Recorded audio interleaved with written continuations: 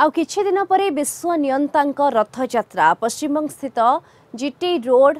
वेलघरिया जगन्नाथ मंदिर रे रथयात्रा पई प्रस्तुति शेष पर्याय पुरी शिल्पी माने आसी तीन रथ निर्माण कार्य चलाइछन्ती तेबे रथ खळारू शिल्पी मानक सहित अधिक आलोचना करिसन्ती Kalinga TV Kolkata bureau head Pramod Mohanty. Rathyatra निकट हो आसी आमे देखिया पाउछन्ती एई बेलघरिया रथतला जगन्नाथ मंदिर रे रथ निर्माण चली बीटी रोड सम्मुखरे नंदीघोष तालध्वज एवं दर्प दलन रथ निर्माण होईची एवं एई रथ को देखिबा पई वर्तमान भीड़ लागिची। वर्तमान एई रथयात्रा किपरि ता पूर्वरु एई तीन रथ को किपरि सुसज्जित करिवे सेतिपई सेमानक मध्यरे चिंता पड़िची। आमे देखिया पर्यंत जे शिल्पी माने एटी अछंती एवं नंदीघोष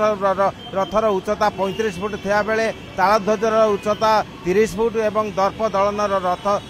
उच्चता होची 28 फुट। आमे पचारिबा शिल्पी मानकू जे सेमाने जो रथ निर्माण करछन सेमाने कोन जय जगन्नाथ रथ आज्ञा चललानी मिनिमम 20 दिन हम काम चललानी जेहेतु रथ चला पाखापाखि आसलानी तो आमको रात दिन लगे काम कर सारा पड़ो आम तो ये शिल्पी लगे पुरी जिले में आसिक समस्त मिसिक काम दाम करूँ आम आज्ञा आसू 7 जन आसू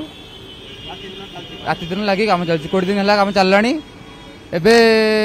पाखापाखि आसलानी रथ रथ पाखापाखि आसलानी तो आमको ता पूर्व काम सारा पड़ो रात दिन लगे काम करूँ तथा रंग काम 20 दिन आरंभ होलानी काठ काम भी सरिया पर आसलानी आमर तथा आउ 5-6 दिन भीतर काम संपूर्ण हो यात्रा जेहेतु पाखी आसलानी रात दिन लगे सारे काम करा पड़ुची आ रथ भी देखा बहुत लोक भी आसुँच जेहेतु गोटे ओडिशा आसिक काम हो लोक भी देखा बहुत खुशी होती काम भी चलती महाप्रभु काम जहाँ सुरखुरे सरीगले गला बहुत भल लगुच आम आसला बहुत दिन काम कलाणु आ बर्तमान पुरी जिले में आसचु कारीगर मैंने जमी प्रकार आम सारी देकरी काम कम्प्लीट दे आम जीवु। वर्तमान यही रथयात्रा को सोमनाथ चौधरी राय चौधरी नूतन रूप देते सुधा यही रथयात्रार महक वर्तमान विभिन्न लोकों मन आदर पाई सत्य जपर यही समग्र अंचल जगन्नाथमय हो उठी। Kolkata video person Krishna Pramod Mahanty Kalinga TV.